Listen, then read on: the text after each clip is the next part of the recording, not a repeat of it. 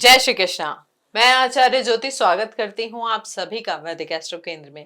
दर्शकों, आज हम बात करने जा रहे हैं संतान प्राप्ति योग के बारे में। सितंबर के महीने में ग्रहों की स्थिति और गोचर किस प्रकार से संतान प्राप्ति योग को प्रभावित करेगा हमारे कर्क राशि के जातकों के लिए, उसको हम समझेंगे, जानेंगे किस तरीके की स्थिति बन रही है और फिर बात करेंगे कुछ आसान से उपायों की जिनको आप करके इस महीने ग्रहों की स्थिति को संतुलित करके आपके संतान योग को प्रभावी बना सकते हैं, संतुलित कर सकते हैं।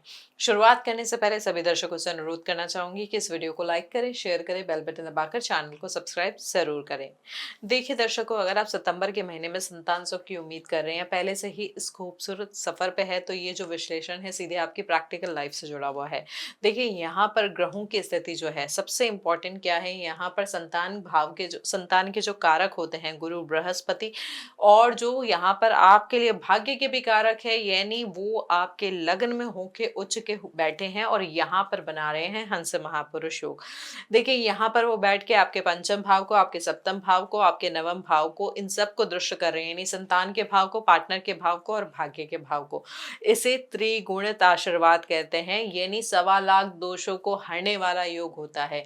साथ ही यहाँ पर भाग्य भाव में शनि बैठे हैं, तो कहीं ना कहीं देखिए, शनि जब जहां किसी भाव में बैठते हैं ना, तो वहां पर स्थिरता आती है। वो भाग्य भाव में बैठे तो भाग्य में स्थिरता आएगी।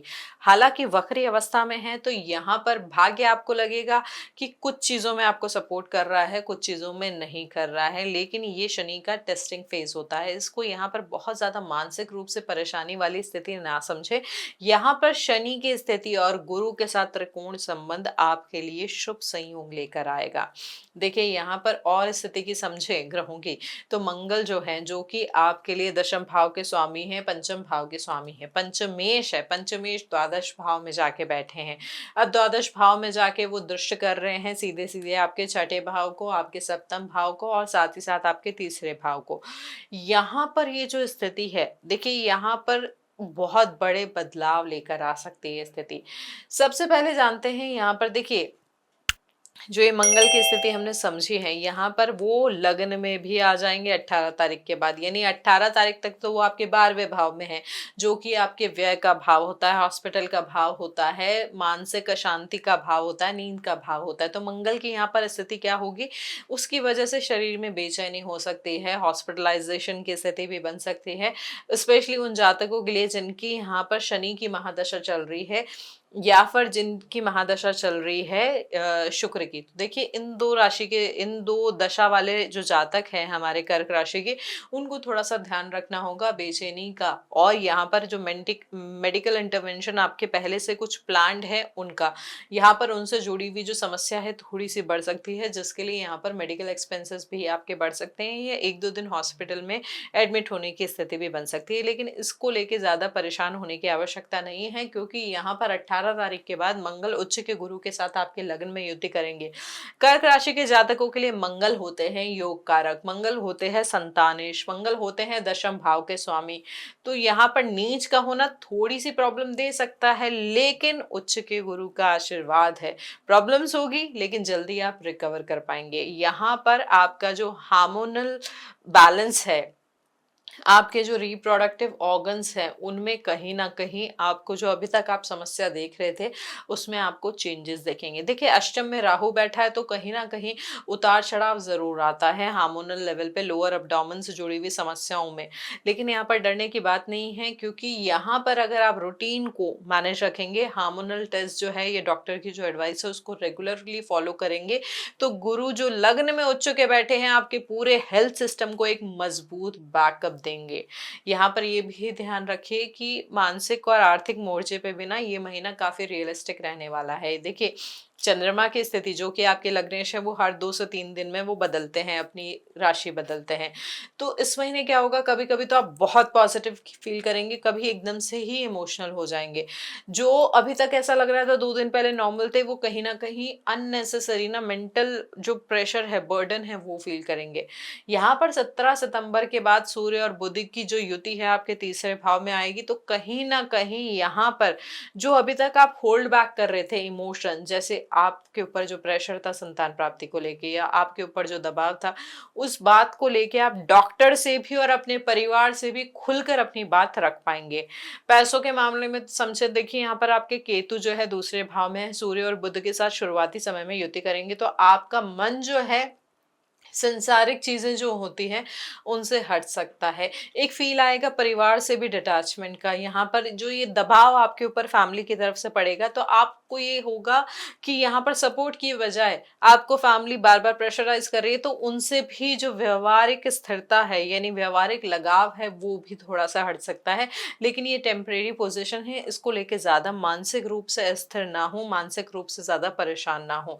यहाँ पर ये भी ध्यान रखिए कि जल्दबाजी में आकर बड़ा मेडिकल डिसीजन नहीं लेना है जिसमें बहुत ज्यादा एक्सपेंसेस हो, या मेडिकल कोई ऐसा ट्रीटमेंट। यहाँ पर परिवार की राय लें, साथ ही जो डॉक्टर है उनकी राय लें और प्रॉपर प्लानिंग के साथ आगे बढ़े। यहाँ पर चतुर्थ भाव में स्वराशि का शुक्र भी है जो मलव्य महापुरुष आपके लिए बना रहा है, तो आपको अपनी माता और आपके मायके पक्ष से ना पूरा इमोशनल सपोर्ट मिलेगा और घर में भी ना कहीं शांति रहेगी, जो आप जिसकी आपको सख्त से सख्त जरूरत है इस महीने। अब यहाँ पर एक चीज जो बहुत इंपॉर्टेंट है, देखिए यहाँ पर वैवाहिक संबंध भी जो हैं बहुत प्रभावित हो रहे हैं। संतान प्राप्ति की बात कर रहे हैं तो यहाँ पर वैवाहिक संबंधों को समझना बहुत इंपॉर्टेंट है। देखिए यहाँ पर सप्तम भाव में शनि की राशि आ रही है और शनि जो है आपके भाग्य भाव में वक्री अवस्था में है, तो यहाँ पर कहीं ना कहीं भाग्य स्थान में है, तो संतान प्राप्ति योग तो मजबूत हो रहा है, लेकिन वक्री अवस्था की वजह से ना क्या हो सकता है, टेस्ट या प्रोसीजर्स में बदलाव आ सकता है। सेकंड ओपिनियन के चांसेस यहाँ पर आपके लिए बहुत ज्यादा दिख रहे हैं। शनि की अवस्था क्या करती है, प्रोसेस को या डायग्नोसिस को या ट्रीटमेंट को थोड़ा सा डिले भी कर सकती है, लेकिन ये ध्यान रखें उच्च के गुरु आपके लग्न में बैठे हैं तो यहाँ पर परिणाम जो है पॉजिटिव दिशा में आपके लिए जा सकता है। अब समझते हैं स्थिति के अनुसार।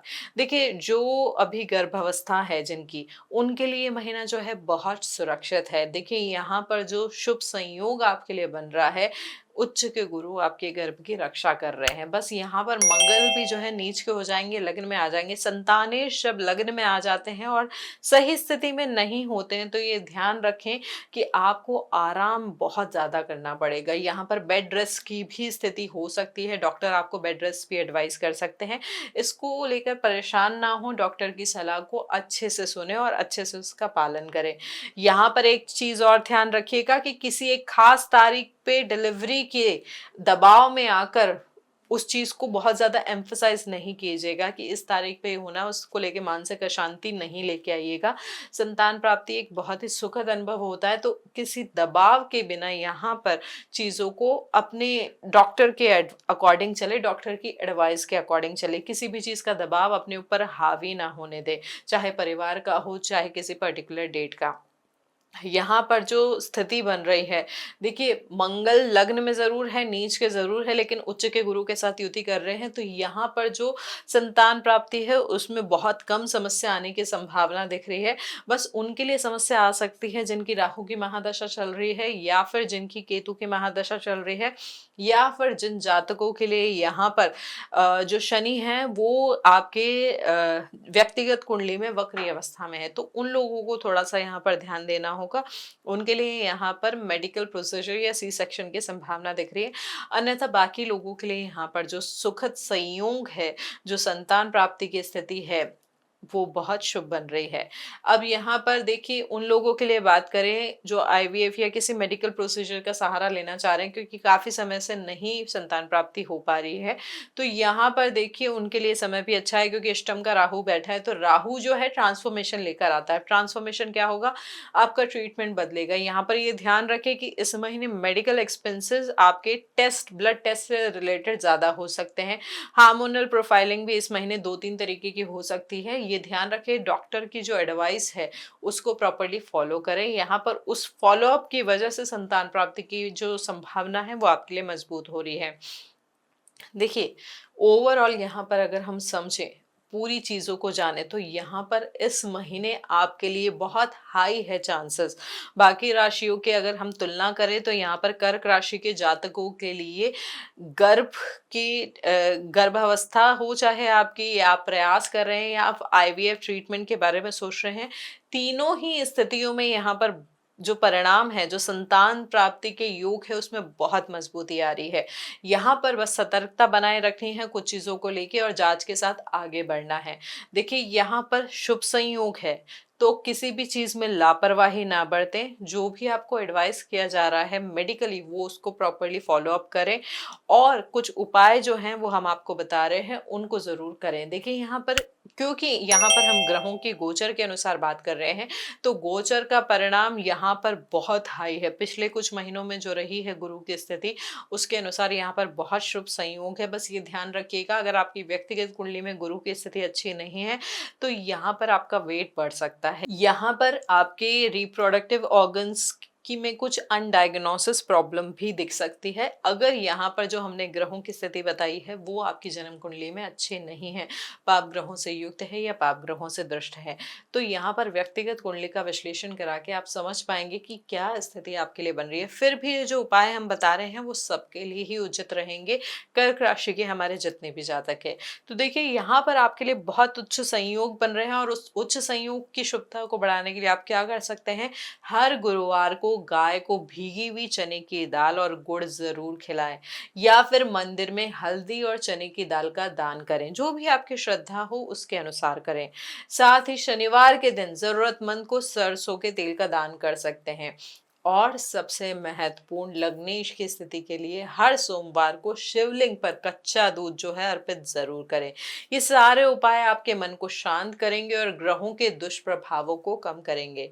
देखिए जैसा हमने आपको बार बार बताया कि देव गुरु बृहस्पति लग्न में है, उनकी कृपा आपके ऊपर है। उनकी कृपा को और मजबूती देने के लिए ग्रैटिट्यूड जर्नल आप लिख सकते हैं। ग्रैटिट्यूड जर्नल के थ्रू आप अपनी भावनाओं को व्यक्त कर पाएंगे, जो आपके लिए सबसे बड़ा वीक पॉइंट है, क्योंकि आप अपनी भावनाओं को इस महीने दबा रहे हैं। धीरे धीरे अपने आप को व्यक्त करें, मानसिक रूप से अपने आप को शांत रखने का प्रयास करें और जो उपाय हमने आपको बताए हैं उनको बिल्कुल नियमितता के साथ और श्रद्धा के साथ पालन करने का प्रयास करें। तो ये जो संतान प्राप्ति योग है आपके लिए और मजबूत हो जाएगा। हमारी मनोकामना तो यही है कि संतान की जो खुशी है आपके जीवन में जल्दी से जल्दी आए। तो दर्शकों, ये जानकारी अगर आपको उपयोगी लगी है, आप इससे जुड़ पाए हैं, तो इस वीडियो को लाइक करें, शेयर करें, बेल बटन दबाकर चैनल को सब्सक्राइब जरूर करें। ज्यादा जानकारी के लिए आप चाहें तो कमेंट में अपनी स्थिति और अपनी जन्म की जो डिटेल्स है वो लिख सकते हैं। हम कोशिश करेंगे सभी के प्रश्नों को उत्तर देने की। साथ ही आप चाहें तो डीएम के माध्यम से भी हमारे साथ जुड़ सकते हैं। मिलते हैं अगले वीडियो में। हरिओम दर्शकों।